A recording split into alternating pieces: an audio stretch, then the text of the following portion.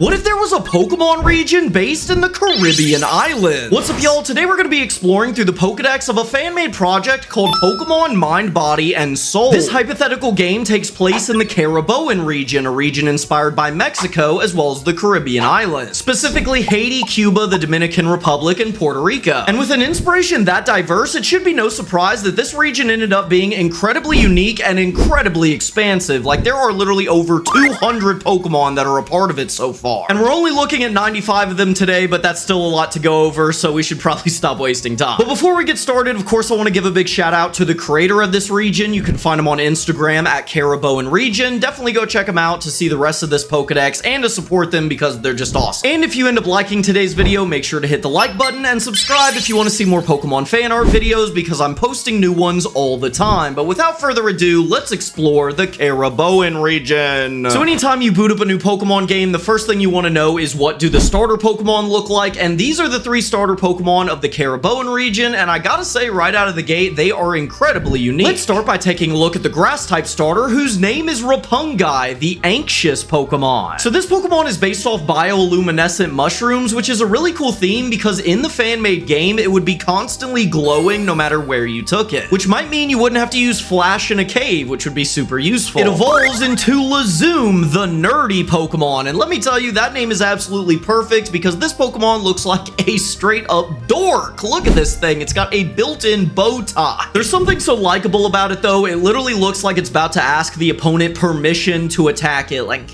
would you mind if I use tackle? It's all I know at the moment. Will that be okay? Its final stage is Luminobo, and this is like the Pokemon equivalent of the nerdy dude in high school becoming super chill after everyone graduates, because this Pokemon looks awesome now. It's super colorful while still having that glow effect, and it ends up with such a cool aesthetic that perfectly matches its typing of grass electric type. And this Pokemon is also based off the blue Anole lizard, a lizard that can be found off the coast of Colombia. And it's really cool to see the notable bright skin of the blue Anole translated into this Pokemon as literal illuminescent electrical skin. Moving on to the fire type starter, we have Batot, a small bat Pokemon, which is actually fire flying type. And if the middle stage of the grass type starter is the nerdy kid in high school, then the middle stage of the fire type starter is the emo kid in high school. The swooping hair is actually hilarious. Because tonight will be the night that I will fall for you ever again and made me change my mind. But on a real note, it is cool how wildly different these middle stages feel while also having a ton of their own personality. Now, the final stage of the fire type starter is absolutely sick. Its name is Kamazurno and it's fire poison type. This Pokemon's actually based off Camazotz, the bat god from Mayan mythology, which is a super cool inspiration. I used to play him in Smite all the time. The first stage of the water type starter is Sholaw, a combination of shore and claw because it's a little tiny lobster. And these Pokemon are actually straight up metal. According to the Pokedex, they're constantly slamming their claws against the hardest surfaces they can find to toughen them up. That is metal for a first stage. And it looks like it worked because its evolution Trebster now has much larger fists that almost look like boxing gloves. And if I'm going to continue with the analogy of people in high school, this is definitely the jock. So now we have like the perfect trio. And you know how it's kind of a thing where every trio of starter Pokemon have some sort of theme, like the Gen 4 starters are ancient legends and like the Gen 9 starters are performers? This trio, I guess, is like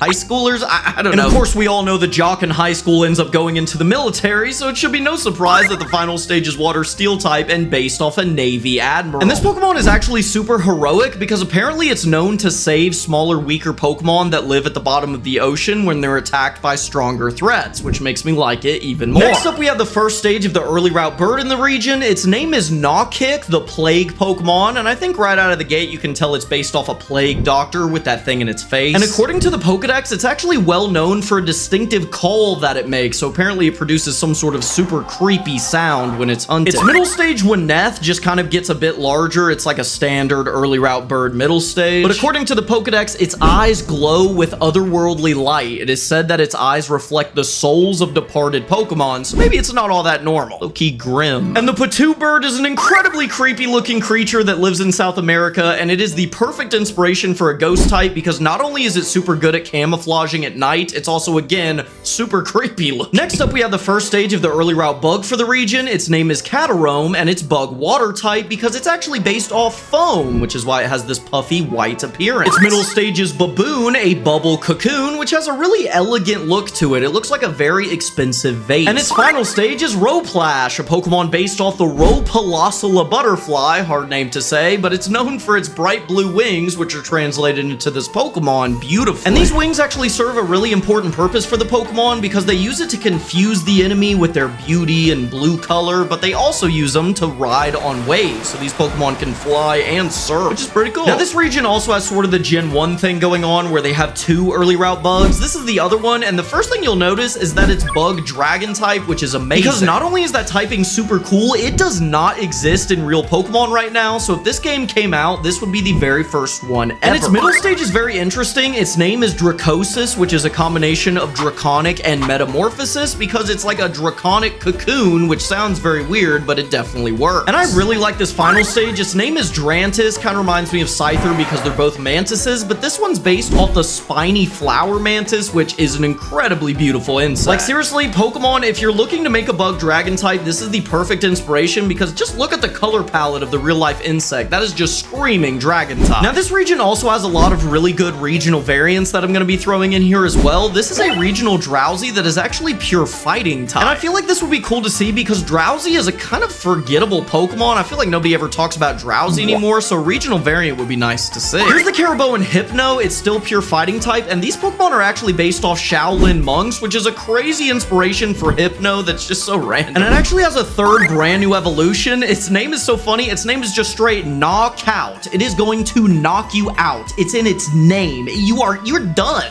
Imagine you pull up to fight someone and their name is Knockout. Imagine you pull up to fight someone and their name is Overhand Right. You're going to sleep. Here's the first stage of a really cool rock type Pokemon. Its name is Hydalis. It's rock ground type, pretty standard typing, but it's just got like a freaky design to it. This is the exact type of Pokemon I would catch just to see how it evolves. Like, you'd be very curious seeing this first stage. Now, with its middle stage, X Cavern, you can see that it has sort of like a hard hat built into its head, and that's because this Pokemon is actually based off an explorer. So, like, this Pokemon is made out of rocks, but also loves exploring caves, which is like the best life ever. Rock types already live in caves, and this one just appreciates it more, I guess. And its final stage, Carvonaut, is built to explore the deepest, darkest, most inhabitable parts of any cave system because it's literally like got a built-in astronaut suit. Here's another regional variant. This one is of Mankey, and instead of being pure fighting type, it's now pure psychic type, so it's literally the exact opposite of what they did with Hypno earlier. Here's the Mankey, and this Pokemon just answers the question, what if a Mankey learned to finally chill out? Like, what if it could finally just take a breath for once? And it turns out it becomes a monk-inspired psychic type that has mastered its mind. So much so that it even has a third evolution, Chocoboom, which has mastered the 7 chakras of enlightenment and has reached eternal peace. And I just love that regular Mankey, to evolve into Annihilate, it's got to get so mad that it literally passes away and becomes a ghost type. And for this Pokemon to evolve, it's just got to chill. Here's the first stage of a really interesting Pokemon. Its name is Hauntark. It's ghost water type, and it's a haunting shark. Now, its evolution is actually based off a great white shark, which gets even crazier when you read its Pokedex entry, because apparently not only is this Pokemon super efficient at swimming through the water, like it can move around at super quick speeds, dive in and out and all that, but apparently it can do the same thing by swimming in shadows. So if there's ever like a dark area, it can swim in and out of the darkness just like water, which is absolutely terrifying. Imagine you're just chilling in your house and out of the shadows pops a giant skeleton great white shark. That would not be great. On a way more positive note, here's a Pokemon based off a manatee. It's water grass type, and it's literally called the extroverted Pokemon because this Pokemon is so friendly. It's always walking up to other Pokemon and people and just being the nicest thing ever. Its evolution is even nicer because apparently it's so large that it forms entire ecosystems on its back, which it maintains. Like, it's just the friendliest thing ever. It literally becomes an apartment building for other Pokemon. Here we have the first stage of a dark psychic type Pokemon named Sorcel. This design kind of reminds me of Ralts, but it's not a regional variant. Maybe it's some sort of convergent, but it does look very similar. Here's the middle stage, and again, it kind of reminds me of Curlia, but with much creepier hair. I guess just the face is what's doing it, the round face with big eyes. And the final stage, Wakabe, actually has a super creepy inspiration to go along with this equally creepy design. It's inspired by the Shitabe of Yucatec, which is a Mayan folklore of an attractive woman spirit that lures men into the woods before attacking them. We've all been there. Now, this might be the most interesting Pokemon of the entire video. Its name is Folsma. It's pure ghost ghost type, and it has a very interesting split evolution. You see, its name is a combination of Folklore and Phantasma, so all its different evolutions are based off different creatures from Folklore. This is the first of the evolutions, and despite its pretty jolly design, it's based off something that's not jolly even slightly. It's based off something called the Tata Dunde, which is an old man demon spirit from Creole mythology that has backwards feet and no thumbs. And apparently the legend goes that you should never show it your hands or it will take them, which is absolutely terrifying, but this Pokemon's pretty cool. Now, the second of its evolutions is Muertesi, which is Ghost Fairy type and based off the Day of the Dead, which is really cool because it ends up with this very colorful glowing design. The second of its evolutions is Wisuyan, which is based off a Wisp, but also Sokuyan, which is an old lady spirit, which comes from Caribbean folklore and is equally as creepy as the one we talked about earlier, and I'd like to imagine they kind of have a thing going on, you know, like I'm an old man, creepy spirit Pokemon, you're an old woman, creepy spirit Pokemon.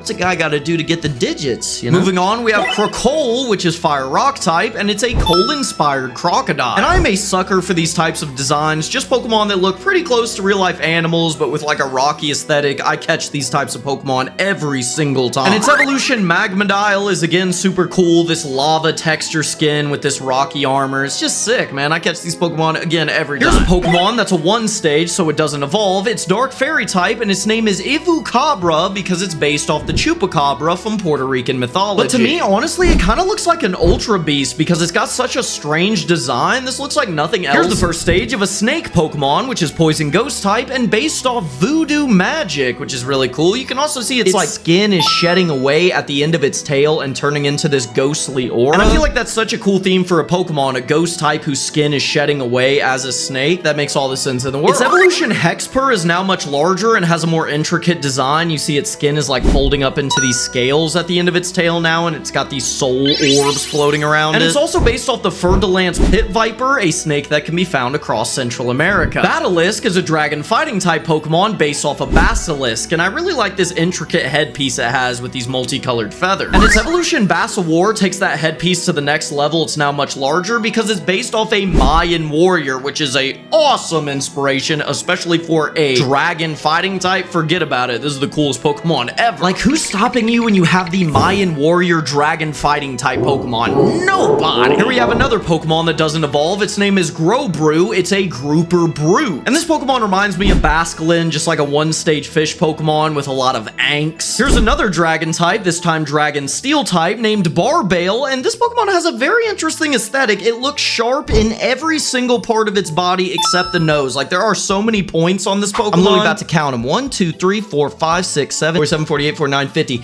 There are 50 points on this Pokemon. If someone threw this thing at you, that'd ruin your entire day. Its evolution is somehow even more pointy and has a literal mace for a tail. And its design takes inspiration from the thorny devil lizard, an equally pointy real-life animal. Here's the first stage of a normal dark-type Pokemon. Pretty interesting typing. And this Pokemon is apparently known to pull pranks on other Pokemon constantly. And the reason for that is apparently they just love to laugh. So they just get together in groups of them, pull pranks on people, trip them, throw fruit at them, and then they just all laugh at you, which is good for them, but it kind of feels like bullying. It evolves into Howlos, a Pokemon based off the Howler monkey, which can be found in South America. And apparently this Pokemon is like the orchestrator of the pranks that its pre-evolutions pull. Which, like, dude, you're the evolution, you're supposed to be the adult, grow up. Like, literally, according to the Pokedex, this Pokemon orchestrates the pranks and then watches them do it and then laughs so loud that it shakes the forest. So childish. Here we have Galpoise, a fairy psychic type Pokemon based off a whale, but it's a cosmic whale. Instead of swimming through the water, this thing floats through space. And if you keep up with my custom Pokemon series, you know that we have the cosmic type over there, and if that was in this region, this is a prime candidate. Its evolution, Univale, spends all its time floating through the cosmos and producing songs which are apparently so loud they can be heard on Earth, which is beautiful and terrifying. Here is easily my favorite evolution line of the entire region. Its name is Dagapy. It's a dagger guppy, but look at this design. It's so cool how this sword is built into the back of its tail. And it's just got this Aztec aesthetic that's so sick. I just love this thing. It's just such a unique look with this obsidian blade. I mean, this is the coolest thing ever. And its evolution is even cooler. It's based off a specific type of weapon. I think it's pronounced a Maquahuiti. That's probably so wrong, but it's a Mayan sword made of obsidian, which is the coolest inspiration for a Pokemon again I've ever heard. Now we're gonna go over something I'm always super excited about in any new Pokemon game, and that is the fossil Pokemon. We have 4 of them them to go over. So if you revive a sharp fossil, it will give you Masloth, the mossy sloth Pokemon. This is a Pokemon that apparently adapted to surviving in really cold environments by never moving and never having to exert energy. Like, apparently this Pokemon hardly ever moved. Now, its evolution is based off the Ankrotonkus, which is a giant sloth that was found in modern-day Cuba. And this thing looks terrifying. I imagine it's like 7 feet tall, and these claws are literally as big as your entire upper body. And it would just one-shot anything. Not quickly, but once it got there,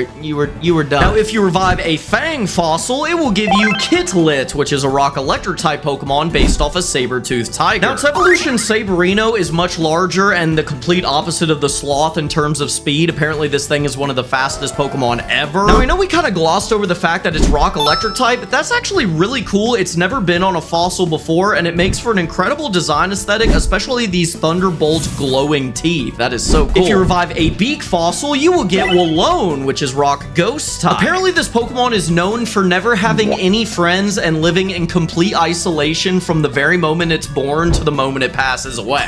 Which, like, dang, pretty messed up lore to give to a Pokemon. I guess maybe it likes being alone. It doesn't seem like it from the Pokedex entry. It just seems like very unfortunate. Like, if you ever feel alone, just think of this Pokemon that is so down bad that it's got the word alone built into its name. Now, its evolution must have turned all that loneliness into straight anger, because look at this thing. It's super intimidating. It's got an axe for a face, and it's based off the Titan bird, which is apparently the world's largest bird that ever existed. So this Pokemon is no doubt super huge. If you revive a Horn fossil, you'll get the last fossil Pokemon, Chromino, which is rock steel type. And this Pokemon is actually based off the woolly rhino, something I didn't know existed, but apparently it's a prehistoric rhino that has woolly mammoth fur, which is pretty terrifying. Here we have the first stage of a flying dragon type Pokemon named Lizop. Its name sounds like a Gucci Mane ad-lib, but it's got a very cute design. I like its little water wing glider things. It's so cute in these built-in goggles. He's so cute. Its evolution, Jameko, just gets a bit larger, but apparently the lore of this Pokemon is that it just straight up jumps off mountains and hopes for the best. Like, it can't really fly, but apparently it can fall with style, which is